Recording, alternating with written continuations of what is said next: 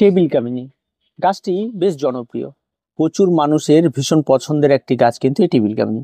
কিন্তু আমরা দেখি এই টেবিল কামিনী প্রত্যেকেই ক্রয় করছে এবং তারপর আমরা প্রচুর কমেন্ট পাচ্ছি যে এই সমস্ত গাছগুলো নষ্ট হয়ে যাচ্ছে, কি খাবার দিব, গাছ বাড়ছে না কেন, এই সমস্ত কিছু নিয়ে প্রচুর কমেন্ট আসছে। তো পরবর্তী ভাবলাম এই টেবিল কামিনী এই সময় একটা উত্তম সময় চলছে, এই সময় কিন্তু টেবিল কামিনী একটা ভিডিও করতে হবে। তার প্রথম কথা হচ্ছে এই সময় যারা নতুন গাছ নার্সারি থেকে ক্রয় করে আনবেন তারা এই সময় নার্সারি থেকে চারা পেয়ে যাবেন, প্রচুর গাছ পেয়ে যাবেন। না নার্সারিতে এই সমস্ত চারাগুলি কিনতে গেলে চারার হাইট, উচ্চতা, বয়স অনুযায়ী দাম হয়ে থাকে। আপনি মোটামুটি ছোট চারা 50 টাকার মধ্যে পেয়ে যাবেন, তারপরে উপরে উঠতে থাকলে 500-600 টাকা পর্যন্ত টেবিল কামিনী হয়ে থাকে। এবার আসি এই টেবিল কামিনীর নামটার সঙ্গে পরিচর্যার অনেকগুলি ভুল হয়ে থাকে। প্রথম কথা, যেহেতু নার্সারিতে গেলে বলা হয় এটা ইনডোর প্ল্যান্ট, সেখানে একটা প্রথম ফল্ট। সেটার পরে কি হয়, আমরা প্রত্যেকে নিয়ে আসি গাছটাকে মোটামুটি একটা হালকা রোদ হালকা ছায়া এমন জায়গা দেখে গাছটাকে রাখার চেষ্টা করি। এটা একটা ইনডোর প্ল্যান্ট যেহেতু সেরকম একটা জায়গায় রাখার চেষ্টা করি। 2 নম্বর, নাম যেহেতু রয়েছে টেবিল কামিনী, তাই আমরা সবসময় মনে করি গাছটিকে হয়তো ঘরে টেবিলের উপর রাখতে হবে, তাই সেভাবে আমরা টেবিল বা কোনো একটা জায়গার মধ্যে রেখে দিই। এই দুটো ভুলের জন্যই সমস্ত বাগানি যারা নতুন নতুন এই সমস্ত গাছগুলি ক্রয় করছে তাদের গাছগুলি কিন্তু মোটামুটিভাবে নষ্ট হয়ে যাচ্ছে। তাই আপনারা এই সময় এসে এই যে টেবিল কামিনী রয়েছে, এই টেবিল কামিনী যদি কারোর গাছ লাগানো থাকে তাদের যে কাজটি করতে হবে সেটা আগে জানুন। প্রথম কথা হচ্ছে টেবিল কামিনী কোনো ইনডোর প্ল্যান্ট নয়, সম্পূর্ণরূপে একটা আউটডোর প্ল্যান্ট। তাই এই গাছটিকে আপনি যেখানে রাখবেন সেই জায়গাটাতে যেন সারাদিন সূর্যালোক পড়ে এমন একটি জায়গা আপনাকে রাখতে হবে। তবে মার্চ এপ্রিল মাসে যে কড়া সূর্যালোকটা সেটা কিন্তু একটা গাছকে সহ্য করার বাইরে চলে আসে, সেরকম যদি সূর্যালোক থাকে তাহলে আপনি একটা সিঁড়ি জায়গাতে রাখতে পারেন। এটা গেল হচ্ছে মূল সূর্যালোকের ব্যাপার। এবার আসি জলের ব্যাপার। জলের বিষয়টা হচ্ছে এই সমস্ত গাছগুলি যেহেতু ইনডোর ভাবা হয় এবং ইনডোরে রাখা হয় এবং এদের প্রচুর পরিমাণে জল দিয়ে দেওয়া হয়, আর এই জল দিয়ে দেওয়ার জন্যই কিন্তু এই গাছের গোড়াতে প্রচুর পরিমাণে জল জমে থাকে। এবং তারপর আবার অনেক সময় দেখা যায় যে টবের নিচে ট্রে দেওয়া হয় যাতে জলটা যাতে বাইরে না পড়ে, তাই এবং এই ট্রের মধ্যেও দেখা যায় অনেক পরিমাণ জল থেকে যাচ্ছে এবং এইখান থেকে বারবার করে স্যুপ করে করে উপরে উঠছে। এতে কি হয়, দীর্ঘ টাইম গাছের গোড়া ভেজা থাকছে এবং পরবর্তীতে একটা সময় আসতে থাকে হট করে গাছের সমস্ত নিচ থেকে উপর পর্যন্ত সমস্ত পাতাগুলি ঝরে পড়ে গিয়ে বা শুকিয়ে গিয়ে সমস্ত গাছটি নষ্ট হয়ে যাচ্ছে। এটা হচ্ছে মূল কথা। আর আরেকটি বিষয় যেটা রয়েছে সেটা হচ্ছে অ্যান্টিফাঙ্গাল পেস্টিসাইড স্প্রে করব কিনা। অ্যান্টিফাঙ্গাল এবং পেস্টিসাইড স্প্রে তখনই করা হয় যখন দেখা যায় গাছে কোনো রকম রোগ রয়েছে। প্রথম যে দুটো কথা বললাম, সূর্যালোক এবং জল, এই দুটো ঠিক থাকার পরেও যদি দেখা যায় যে কোনো রকম সমস্যা দেখা যাচ্ছে তখন অ্যান্টিফাঙ্গাল স্প্রে করতে হবে।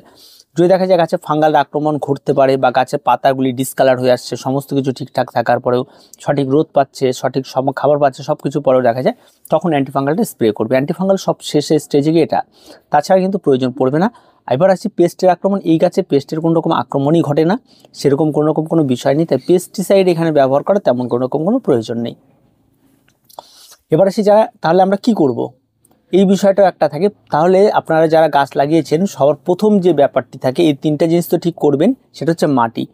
এই গাছের জন্য আপনারা অনেকেই দেখি ওয়েলডেনেস মাটি কেউ ব্যবহার করছে না, মাটিতে অতিরিক্ত মাত্রায় জল ধরে রাখছে এমন একটা মাটি ব্যবহার করছেন। এখানে যদি আপনি এটাকে ইনডোর মনে করেন এবং যে কোনো নর্মাল একটা বাগান করতে গেলে যেমন একটা মাটির মিশ্রণের প্রয়োজন, তেমন একটা মাটির মিশ্রণে একদম পুরো আপনারা এখানটায় 50% মাটি নিয়ে নিন, 30% কম্পোস্ট নিয়ে নিন আর 20% বালি নিয়ে নিন। এই দিয়ে একটা ওয়েলডেনেস মাটি করুন। আর এই মাটির সঙ্গে আপনারা ছাদ বাগানে থাকা হাড় গুঁড়ো, শিংকুচি, নিমখোল সমস্ত কিছু এই মাটিটার সঙ্গে অ্যাড করবেন। অ্যাড করে সুন্দর একটা মাটির মিশ্রণ তৈরি করবেন এবং তারপরে এই মাটিতে গাছ বসাবেন। এবার আপনার গাছ ক্রয় করে আনার পর থাকে টবের সাইজ। টবটা সম্পূর্ণটাই নির্ভর করে আপনাদের পছন্দের উপরে, আপনারা কোন জায়গায় গাছটিকে রাখবেন, কোন ধরনের টবে লাগাবেন এবং আপনার গাছের উচ্চতা কতটি রয়েছে, এইভাবে আপনাদের ঠিক করতে হবে। তার জন্য কিন্তু আপনাদের এই মাটির মিশ্রণটি তৈরি করে টবটা আপনাদের পছন্দ মতো ক্রয় করতে হবে। এবার মাটিতে যখন গাছটি লাগাবেন বা টবে যখন লাগাবেন তখন অবশ্যই টবের নিচের দিকে ছিদ্রগুলিকে আপনাকে দেখে নিতে হবে, যেন যত বেশি ছিদ্র থাকবে তত ভালো থাকবে। যেন প্লাস্টিক গাছে প্রচুর ছিদ্র থাকে, মাটির টবের ছিদ্রটা একটু কম থাকে, তা সেই জায়গাগুলি যাতে ছিদ্রগুলি কোনো রকম বন্ধ না হয় সেখানে একটা খলামকুচি দেওয়া বা নিচে ড্রেনেজের জন্য একটা লেয়ার তৈরি করা পাথর বা কিছু দিয়ে, এই বিষয়গুলোকে খেয়াল রাখতে হবে। এবার মাটি ভর্তি করার পর চারাটিকে যখন বসাবেন তখন চারার যে রুট বলটি রয়েছে সেটা কখনোই কিন্তু ভাঙবেন না। এই রুট বল সহই কিন্তু আপনাদেরকে কিন্তু এই টেবিল কামিনীটিকে লাগিয়ে ফেলতে হবে। গাছ লাগিয়ে দেওয়ার পরে অবশ্যই আপনাকে গাছকে অন্তত 7 দিন হালকা রোদ হালকা ছায়া লাগে এমন জায়গায় রেস্টে রাখতে হবে এবং তাকে নিয়মিত গাছে জল দিতে হবে। যদি গোড়া শুকিয়ে যায় তবেই গাছে জল প্রয়োগ করবেন, অন্যথায় কিন্তু বারবার জল প্রয়োগ করে গাছে গোড়ায় জল জমিয়ে রাখলেন 7 দিন ধরে ওই জলই থেকে গেল, তাহলে কিন্তু গাছ নষ্ট হয়ে যাওয়ার প্রবণতাটা থেকে যায়। তার পরবর্তী স্টেজে এসে থাকি যারা নতুন বাগানি, আপনি যখন লাগিয়ে ফেলেছেন গাছটা, তার পরবর্তী থেকে সূর্যালোক আগেও বললাম, প্রথমে যে বিষয়টি বললাম, যেটা কোনো ইনডোর প্ল্যান্ট না আউটডোর প্ল্যান্ট, আপনি পরবর্তীতে আউটডোরে এটাকে রাখতে হবে, সম্পূর্ণ সূর্যালোকে রাখতে হবে, আর আপনার জলটা পরিমাণ মতো দিতে হবে। এবার আসে মেন হচ্ছে ফার্টিলাইজার তো আমরা প্রত্যেকেই এই সমস্ত গাছগুলিতে ব্যবহার করবোই, কারণ একই রকম গাছকে যদি আমি রেখে দিই, যদি ফার্টিলাইজার ব্যবহার না করি, তাহলে কিন্তু গাছ ভালো হবে না।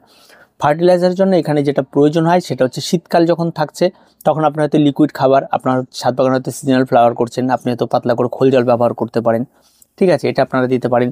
আর যদি আপনি অ্যাভারেজ সারা বছর পরিচর্যায় রাখতে চান, তাহলে আপনি এনপিকের যে কোনো একটা রেশিওর, আপনি সেম রেশিওর একটা খাবার নিয়ে নিন।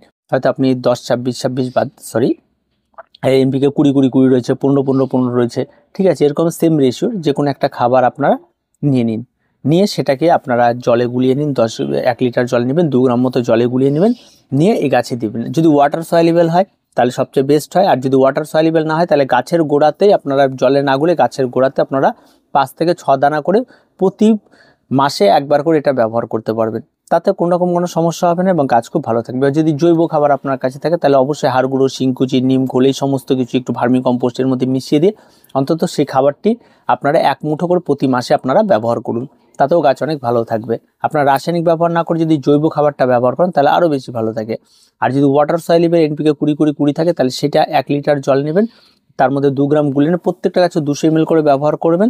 তারপর যদি বেঁচে যায়, তাহলে সেটা দিয়ে গাছটাকে খুব সুন্দরভাবে স্নান করিয়ে দেবেন, দেখবেন গাছ অত্যন্ত ভালো থাকবে, আর কোনো রকম কোনো খাবার প্রয়োজন হবে না। আর এটা প্রতি মাসে মাসে যদি আপনি ব্যবহার করতে পারেন, আপনার গাছের রেজাল্ট দেখার মতোই হবে আর অত্যন্ত সুন্দর হবে। আর এর পরিচর্যা নেই, এটুকুই। আর মেন বিষয় যেটা হচ্ছে, আবারও বলছি, যে জলের বিষয়টা অবশ্যই আপনাকে দেখতে হবে। আর মার্চ এপ্রিল মাস যখন আসবে, তখন অবশ্যই আপনারা এটাকে একটু বুঝে শুনে রাখবেন। আর এই যে সময়টা চলছে, যাদের গাছে এখন রয়েছে টেবিল কামিনী, প্রত্যেকে দেখবেন গাছের মাথা দিকে দেখবেন নতুন পাতা ছাড়া শুরু হয়েছে। আর নতুন পাতা ছাড়া মানে এখন একটু খাবারের প্রয়োগটা আপনারা করবেন। আর মার্চ এপ্রিল মাসে আস্তে আস্তে আরও এই গাছ এখন বুশ নেওয়া শুরু করবে। এখন একটু ঠান্ডা ঠান্ডা ছিল, ঠান্ডাটা যত কমতে থাকে, ফেব্রুয়ারি মাস আসতে হবে, তখন তারা তত বুশ হবে। আর যখনই ফেব্রুয়ারি মাস পড়বে, তার মানে কিন্তু তার একটা রিপোর্টিংয়ের ব্যাপার কিন্তু থেকেই যায়। তাই সেই সময় সে রিপোর্টিং করা, এই বিষয়গুলিকে ঠিক করতে হবে। যদি আপনার নতুন, আগে আমরা যখন চারা তৈরি করতে হয় কী করে টেবিল কামিনী, সেগুলো দেখিয়েছিলাম। তারপর এখন যাদেরকে চারাগুলি রয়েছে, সেই চারাগুলি এই সময় এসে রিপোর্টিং করতে হবে, নতুন নতুন টবে দিতে হবে, যে টবগুলিতে ছোটো ছোটো রয়েছে, বেশি করে খাবার দিয়ে, ঠিক আছে, যেভাবে মাটির মিশ্রণগুলো খাবার দিয়ে আপনাকে নতুন করে আবার বসাতে হবে টেবিল কামিনীগুলোকে। তাহলে কিন্তু আবার গাছগুলি খুব সুন্দরভাবে গ্রো করবে এবং পরবর্তীতে আবার 1 বছরের জন্য আপনার রিপোর্ট হয়ে গেল। আপনার টবের সাইজ অনুযায়ী গাছগুলিকে শেপও তৈরি হয়ে যাবে। বড় টবে দিতে হবে, যদি ছোটো টবে থাকে, বা যদি দেখা যায় যে টবটা বড় রয়েছে, গাছটা ছোটো, তাহলে রিপোর্ট করার কোনো প্রয়োজন নেই।